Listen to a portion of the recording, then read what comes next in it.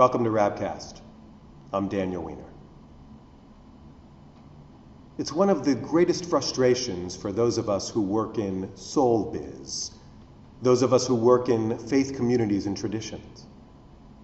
Many baby boomers and younger often describe themselves as spiritual, but not religious. This is especially true here in the Pacific Northwest, described by social scientist Patricia Killen as the nun zone, for the common response to the question, what is your religious affiliation? The answer, none of the above. So what does it mean to be spiritual but not religious? For those who embrace the quest for belief seriously, maybe it's a preference for individual faith over the communal. But for many, it's a whimsical, nondescript dabbling in the trendy faith flavor of the month, a brief dip into a messy melange of New Age aphorisms, self-help bromides, and low-commitment affinities. There are many who would never set foot in the synagogue or church they rejected as 12-year-olds, content to write off 3,000 years of wisdom out of adolescent pique.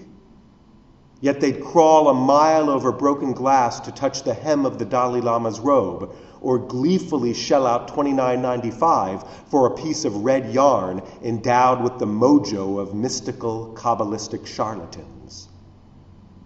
This week's double Torah portion, Acharei Mot-Kedoshim, offers enduring and inspiring insight towards a more substantive spirituality. The 19th chapter of Leviticus is called the Holiness Code. It is what I like to call the minimum daily requirements for menschlichkeit, the basics of being a good person.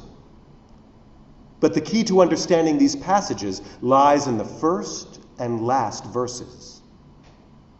The first line commands Moses to speak to the whole Israelite community and say to them, "You shall be holy, for I, the eternal your God, am holy."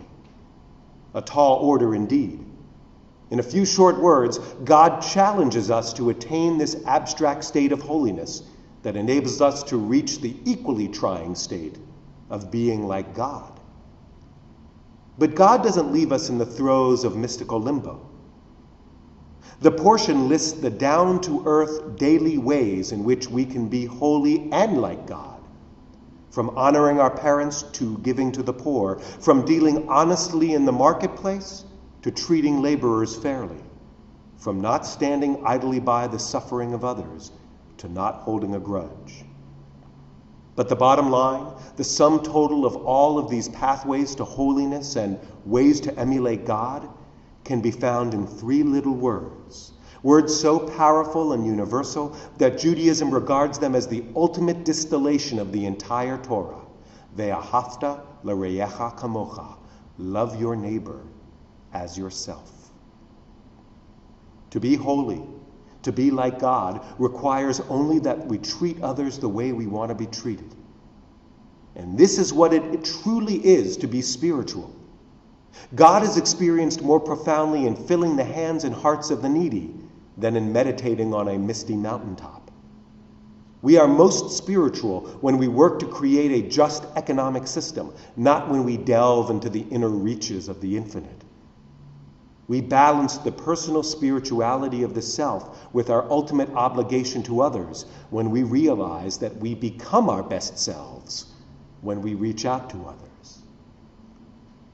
This kind of spirituality, this kind of holiness may not sell as many books at Barnes and Noble or create the most buzz in the blogosphere, but it is the only thing that has ever truly changed the world for the better. And it's the only thing that ever will. Shabbat Shalom.